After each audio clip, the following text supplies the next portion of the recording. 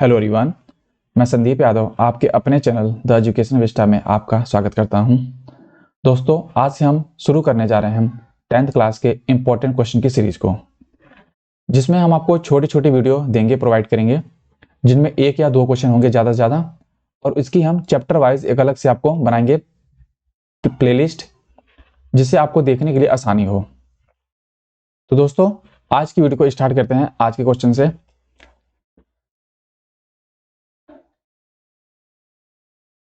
आज का क्वेश्चन आपके स्क्रीन पर ये रहा। लिखा हुआ एक समांतर श्रेणी के 5वें और 9वें पदों का योग 30 है।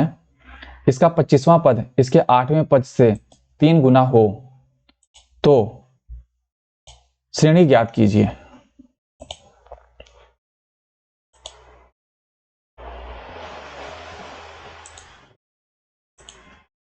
ठीक है, तो देखिए क्या है, बोल रहे हैं कि अगर पांचवें और 9वें पद का योग 30 है और जो 25वां पद है वो 8वें पद से 3 गुना ज्यादा हो, तो जैसा जैसा क्वेश्चन में कह रहा है वैसा वैसा हम करने का प्रयास करेंगे। सबसे पहले हम मान लेते हैं कि एक समांतर श्रेणी जो है, माना समांतर श्रेणी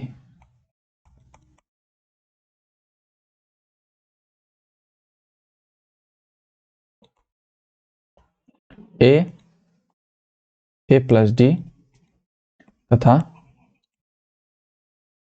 ए प्लस 2d है, जहां ए जो है प्रथम पद है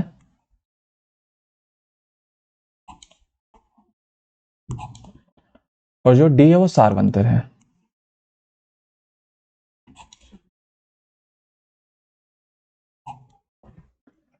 ठीक है, अब देखिए हमें पता है कि हमें ए एन का फॉर्मूला पता है। ए एन का जो फॉर्मूला होता है A N is equal to A plus N minus 1 into में डी।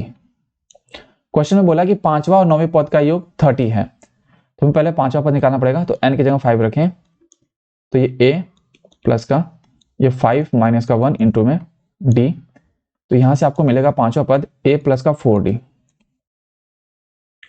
फिफ्थ टर्म मिल गया ए प्लस का 4d। इसी तरह अगर हमें पता है कि हमें 9वां टर्म निकालना है। ठीक है, तो 9वें पद का योग और 5वें पद का योग 30 है, तो 9वां टर्म निकालना पड़ेगा। तो एक जगह एन की जगह 9 रखेंगे, तो ए प्लस का 9 माइनस 1 इंटू में डी। ए ये रहा, 9 में से 1 माइनस होगा 8d, तो ये 9th टर्म हमें निकल गई। ठीक है, अब क्वेश्चन में क्या दिया है, क्वेश्चन में बोल रहा है कि जो हमारा 5वां पद है और जो 9वां पद है, इन दोनों का जो सम है वो 30 है। ठीक है, 5वां पद क्या है, ए प्लस का 4d है, ये रहा ए प्लस का 4d, और जो 9वां पद है ए प्लस का 8d है, तो ए प्लस का 8d इज इक्वल टू 30। ए और ए हो गया 2a और 4d और 8d 12d is equal to 30। अब देखेंगे आप कि यहाँ पे भी 2a है और यहाँ पे भी 2 है, 12 में भी 2 छिपा हुआ है, तो यहाँ से 2 कॉमन ले लेंगे, तो यहाँ बचेगा a प्लस का 6d इज इक्वल टू 30। ये जो 2 है यहाँ पे आके डिवाइड कर देगा, तो a प्लस का 6d इज इक्वल टू 30। तो यहाँ से आपको a प्लस का 6d जो मिल जाएगा, सॉरी यहाँ पे 2 आएगा, ये 2 यहाँ डिवाइड होने आ जाएगा, इसको काट देंगे तो 15 आ जाएगा, तो a प्लस का 6d जो हो गया वो 15 हो गया। यहाँ से आपको फर्स्ट टर्म मिल गई, सॉरी फर्स्ट इक्वेशन मिल गई। ठीक है, देखिए आगे क्या बोला कि जो 25वां पद है वो 8वें पद का 3 गुना है। तो सबसे पहले हम 25वें पद को निकालते हैं। हमें पता है कि जो हमारा ए एन का फॉर्मूला है वो ये है ए प्लस का एन माइनस 1 इंटू में डी। 25वीं टर्म निकालें तो 25 रख देंगे, तो ये हो गया ए प्लस 25 माइनस 1 इंटू में डी। एक जगह ए, 25 में से एक माइनस करेंगे 24, तो 24 डी हो गया हमारे पास 25वीं टर्म।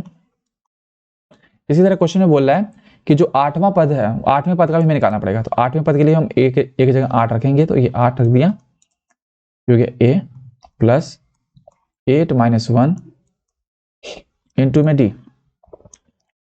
तो आप देखेंगे ए प्लस का ये 7d आ गया, 8वां टर्म।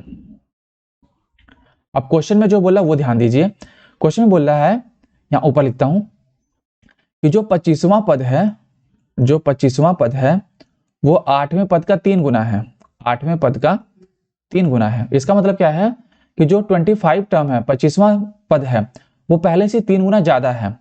अब देखिए हमने यहाँ पे इक्वेशन में बराबर का निशान लगा दिया है, तो अगर 25वां पद पहले से 3 गुना ज्यादा है तो ये बराबर हुआ ही नहीं। इसका मतलब क्या है, अगर मैं 8वें टर्म में 3 से मल्टीप्लाई कर दूं तो ये भी क्या हो जाएंगे, दोनों आपस में बराबर हो जाएंगे। तो ये हम क्या करेंगे, 8वें पद में 3 से मल्टीप्लाई कर देंगे।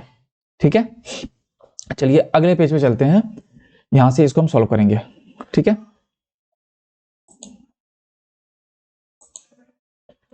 तो हमारे पास क्या मिला है कि जो 25 टर्म्स है वो 8 टर्म से 3 टाइम्स ज्यादा है। ठीक है, 25 टर्म क्या निकला हमारे पास है, हमारे पास a प्लस का 24d है। 25वां टर्म क्या है, a प्लस का 24d। अगर आप पीछे देखेंगे तो आपको दिखेगा। ठीक है, वीडियो पीछे करके आप देख सकते हैं। इसी तरह a 8वां जो टर्म है वो a प्लस का 7d है, और ये 3 यहाँ पे मल्टीप्लाई हो रहा है तो यहाँ 3 मल्टीप्लाई कर लेंगे, तो हो गया a प्लस का 24d, और अगर 3 इसमें पूरे मल्टीप्लाई करेंगे तो हो जाएगा 3a प्लस का 21d। अब देखिए d वालों को एक तरफ करो और a वालों को एक तरफ करो, तो ये देखिए आप 24d यहाँ पर है, उधर से 21d उठा के लाऊंगा तो यहाँ पे 21d हो जाएगा माइनस का, इधर 3a है और a यहाँ पे लाके माइनस कर दूंगा, ये वाला a यहाँ पे आके माइनस हो गया। 24 में से 21 गया 3d, और यहाँ से 3a में से a गया तो 2a। ठीक है, तो यहां से आपको एक इक्वेशन मिल गई। ठीक है, इसका मतलब क्या है कि जहां पे 2a है वहां पे हमारे पास 3d है, या फिर अगर a का मान ही निकालना चाहूं तो मैं बोल सकता हूं कि 3d अपॉन में 2 इज इक्वल टू a। ये 2 को हमने डिवाइड कर दिया, इसको हम थोड़ी देर के इक्वेशन 2 मान लेते हैं। ठीक है, चलिए पीछे वाले पेज पे चलते हैं, एक बार देखते हैं क्या था। देखिए हमने इक्वेशन ये माना था, ठीक है, और ये हमारे पास पहली इक्वेशन में a प्लस का 6d इज इक्वल टू 15 है, तो यहाँ पे हम a का मान रख देंगे समीकरण फर्स्ट में लाके। जैसे a का मान रखेंगे d का मान निकल जाएगा, d का मान निकलते ही हमारे पास a का मान भी पूरा पूरा निकाल लेंगे हम। ठीक है, चलिए अगले पेज पे बढ़ते हैं जहां पे हमने किया है।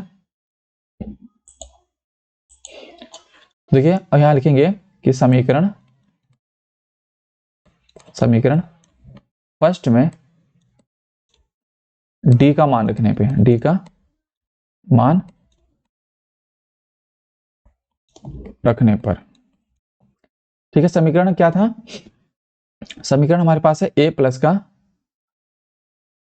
6d इज इक्वल टू 15, ये हमारे पास था पहला समीकरण।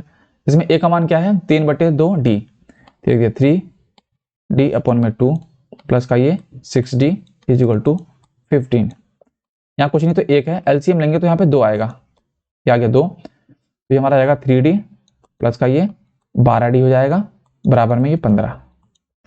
ठीक है, ये 2 आके यहाँ पे मल्टीप्लाई हो जाएगा 15 से तो 30 हो जाएगा, और 3d और 12d 15d हो जाएगा। तो मैं इसको यहाँ लिखता हूँ कि 3d प्लस का 12d इज इक्वल टू 15 गुना में 2, इनको जोड़ दिया तो 15d हो जाएगा, और ये 15 दूनी 30, d का मान निकालेंगे तो काट देंगे, 15 दूनी 30, ये कट गया, तो d का मान आ गया 2।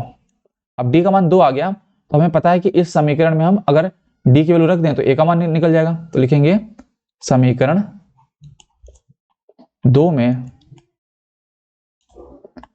d का मान रखने पे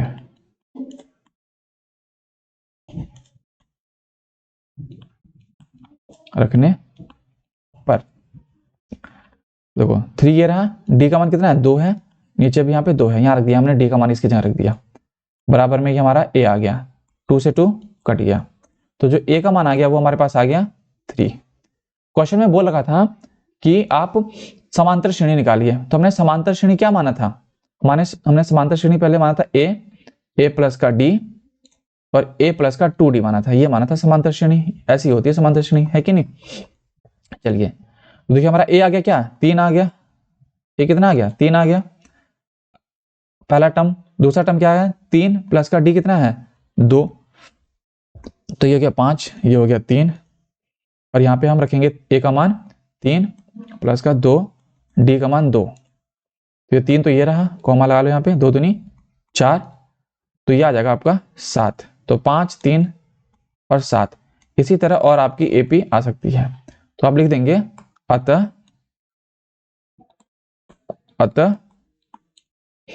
समांतर श्रेणी